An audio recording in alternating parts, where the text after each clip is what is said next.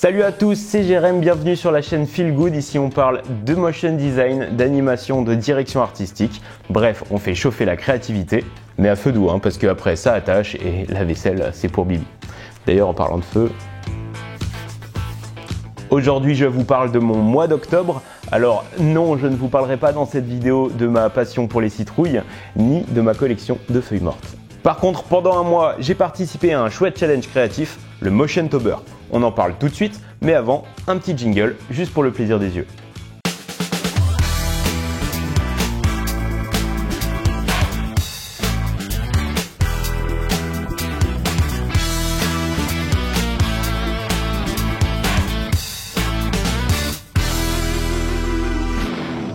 Donc, comme je vous l'expliquais juste avant, pendant le mois d'octobre, j'ai fait le Motiontober.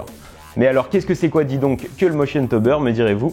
Mets ton kimono, je vais t'expliquer rapido. Au commencement, il n'y avait rien. Bon, ok. Avant de parler du Motiontober, il faut remonter un peu en arrière et parler de Linktober qui est né en 2009. L'artiste Jake Parker cherche alors un moyen de développer ses compétences en dessin spontané, tout en gardant un mood positif, ce qui lui permettra d'ancrer quotidiennement le dessin dans ses habitudes. Il met donc en place un challenge créatif sur tout le mois d'octobre. Pour chaque jour, un mot est proposé et fait office de thème. Les participants doivent donc produire quotidiennement un dessin à l'encre dans le thème proposé. Linktober est devenu très populaire dans le milieu artistique et chaque année de plus en plus d'artistes se prêtent au jeu et publient leurs créations sur les réseaux. Mais il a également inspiré des tas d'autres challenges créatifs. Et c'est le cas du Motiontober. En 2019, un studio lyonnais adapte le concept de Linktober au motion design. Le Motiontober était né. C'est le défi que je me suis lancé durant les 31 jours du mois d'octobre. Et ça tombe bien parce que j'avais bloqué justement le mois d'octobre exprès pour ça. Bon, en vrai, merci le chômage. Donc, si on revient à la base du Motiontober, c'est une liste de mots. 31 mots pour être précis, un par jour. Chaque mot est un thème qui doit donner lieu à une animation et qui peut être librement interprété. Par exemple, si je te donne le mot feuille, tu peux d'un côté parler de feuilles mortes ou de feuilles de papier. À toi de voir. T'as compris l'idée, ta créativité et ton cerveau malade font le reste. Le process de la méthode du plan d'action. Parlons un peu de méthode. Il y a plein de façons d'aborder le challenge. Les 31 mots ont été publiés un mois avant le début du challenge, ce qui permet aux motion designers d'animer en avance et de pas trop perturber leur vie professionnelle ou leur projet client. Comme je vous l'ai déjà dit précédemment, moi j'ai bloqué un mois complet pour faire ce challenge. Pourquoi? C'est simple. Timing limité, donc obligation d'être spontané, d'aller à l'essentiel et pas trop le temps de chipoter sur des détails ou des éléments trop chronophages. Obligation d'en faire un petit peu tous les jours. Ce qui me plaît là-dedans, c'est l'idée originale de Linktober qui prône une pratique quotidienne dans le but de progresser déjà et ensuite de mettre en place une routine créative. Troisièmement, l'occasion de tester mes capacités. Si j'arrive à sortir 31 animations en 31 jours et que le résultat me satisfait, ça veut dire que je suis capable de me frotter à des projets clients conséquents. Bon, quatrième et dernier point, le chômage, j'avais rien d'autre de mieux à faire. Bon, de manière générale, j'ai appliqué le même processus de création pendant les 31 jours. Petit 1, la recherche. Qui dit création visuelle, dit recherche. Comme disait un de mes profs chauves d'IUT, prenez un papier, un crayon. Et je vous vois venir, n'en profitez pas pour dessiner des insanités. Ouais, on me la fait pas, moi. De mon côté à moi, j'avais un carré par jour, dans lequel je dessinais une ébauche très rapide et très simplifiée de storyboard, avec les mouvements représentés par des flèches. La plupart du temps, mon cerveau malade arrivait avec des idées à développer, mais il est arrivé une fois ou deux où le café m'a bien aidé à être créatif. What else? Petit 2, la création graphique. Bon alors, déjà, j'ai fait le choix de ne pas avoir une seule direction artistique uniforme sur tout le challenge. C'est ce qu'ont fait pas mal d'artistes, j'ai adoré leur création et ça sera certainement un objectif pour moi dans un prochain challenge créatif. Mais là, mon objectif, c'était de tester un maximum de choses différentes en 2D, en 3D, avec des textures, en mangeant des cacahuètes, etc. etc. Bah ouais, c'est bon les cacahuètes. Moi, j'adore. Donc, j'ai laissé mon cerveau malade s'exprimer et un autre monde s'est ouvert à moi. Pour la recherche graphique et la création d'éléments visuels, j'ai essayé de ne pas y passer trop de temps parce que comme je vous l'ai dit, timing limité. Donc la plupart du temps, je passais pas du tout par la case Illustrator et je créais directement les visuels dans After Effects. Comme ça, je gagne du temps et le temps, c'est de l'argent. Bon, sauf là. Pour ce qui est des références, un petit tour sur Google Images et sur Pinterest et le tour est joué. J'ai beaucoup travaillé à partir de formes et de tracés et sur quelques animations, j'ai carrément joué avec des éléments vidéo déjà existants. Pour la 3D, je suis resté sur des bases simples. Un élément au centre de la scène, soit flottant dans le vide ou dans la pénombre, soit sur un simple sol. Petit 3, l'animation. Bon, vous l'aurez compris, on n'est pas là pour éplucher des patates. Donc sortez tous vos butternuts. Bah quoi, c'est l'automne? On m'en a dit petit 3, l'animation. Moi j'ai préparé une animation d'automne. Bon, on va pas se leurrer, l'animation c'est le plus gros du travail, hein, mais étonnamment, c'est la partie que je vais moins développer. Des keyframes, encore des keyframes, toujours des keyframes. Oh, un petit graphique! Et là, une expression!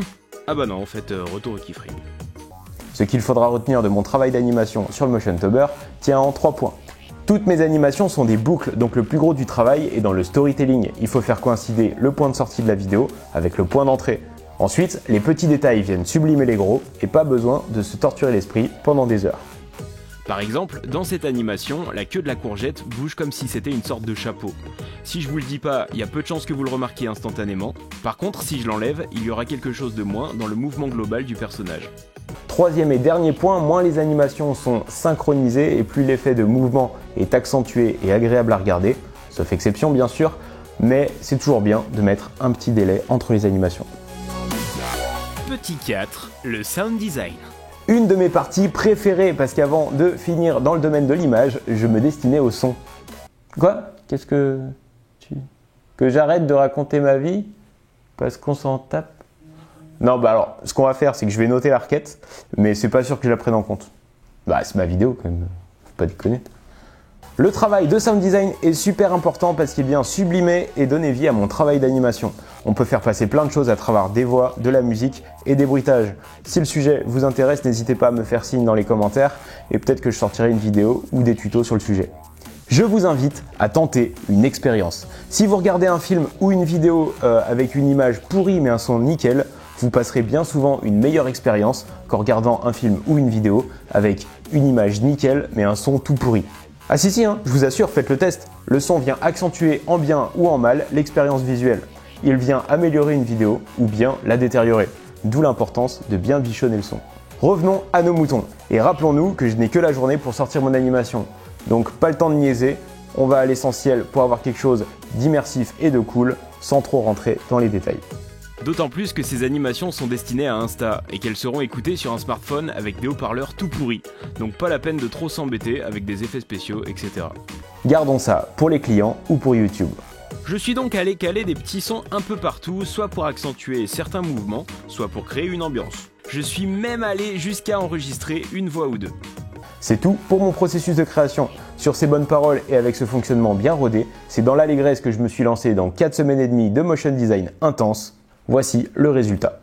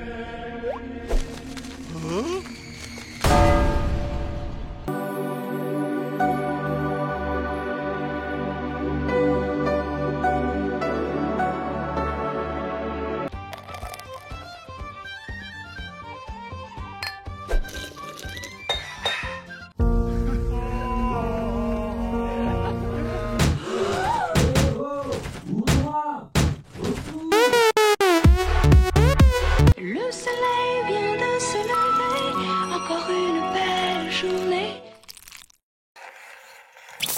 On est vraiment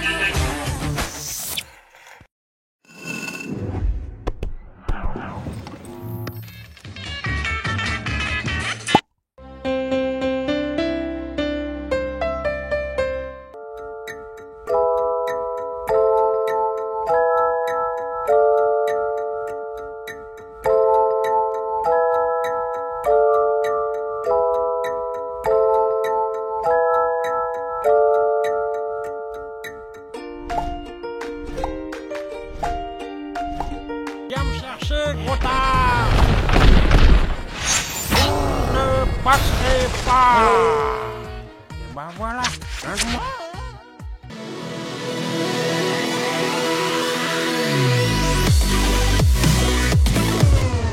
Game over. Alors, ça vous a plu? Vous en avez pensé quoi? À présent, il est temps pour moi de vous donner mon ressenti après 31 jours non-stop à faire du motion design. Bon alors, déjà avec les contraintes que je me suis fixées, c'est fatigant, mentalement et physiquement. Ça demande de la rigueur à appliquer jusqu'au bout. Il faut de la méthode, des idées, de l'inspiration et surtout, il ne faut pas se décourager. Il y a clairement des animations que j'ai produites dont je ne suis pas satisfait. Mais c'est le jeu et il faut sortir quelque chose. Et puis c'est hyper motivant d'avoir quelqu'un à ses côtés au quotidien qui kiffe ce que vous faites. Moi ça a été mon cas et ça m'a aidé à aller jusqu'au bout. Une petite dédicace au passage à ma moitié qui se reconnaîtra. Bon, mis à part ça, je retiens plein de trucs positifs de cette expérience. Déjà, j'ai vraiment eu l'impression de progresser à plein d'échelles différentes pendant mon mois d'octobre. Sur le plan technique, sur le plan créatif, sur mon processus de création et sur mes méthodes de travail notamment. Il n'y a pas photo, pratiquer quotidiennement et régulièrement, c'est le meilleur moyen de level up rapidement. Ensuite, je me suis rendu compte que j'avais des compétences poussées et que j'étais capable de faire des choses que j'aurais jamais soupçonnées. J'ai aussi découvert une communauté de motion designers qui est extra et qui est très prometteuse pour l'avenir. Ça fait vraiment plaisir de pouvoir échanger et rigoler avec des gens aussi tordus que moi et qui ont une telle passion pour l'animation. Faut dire aussi ce qui est, je me suis amusé, j'ai pu créer en étant totalement libre et ça pour un créatif, ça n'a pas de prix. Je referai certainement le Motiontober à l'avenir, mais différemment. En tout cas, si vous avez l'occasion de le faire ou de participer à un challenge créatif, allez-y, foncez, c'est une super expérience et une opportunité en or pour vous défoncer et produire plein de trucs cool. J'en profite et je remercie au passage le studio Kimono qui est à l'origine du Motiontober. Ils ont réussi à réunir autour du motion design une super communauté. Changez rien, vous êtes comme ça. N'hésitez pas d'ailleurs à aller faire un tour sur leur Instagram, je le mets dans la description, ainsi que celui du Motiontober. Et le hashtag officiel du challenge aussi. Allez-y, il y a plein de trucs cool à base d'animation à aller zioter. C'est la fin de cette vidéo, on se retrouve bientôt pour plein d'autres contenus créatifs sur la chaîne.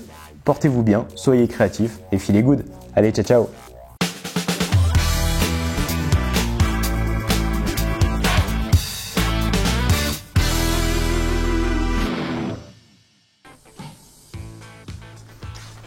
Ah oui, et si la vidéo vous a plu, abonnez-vous, comme ça on se dit à la prochaine.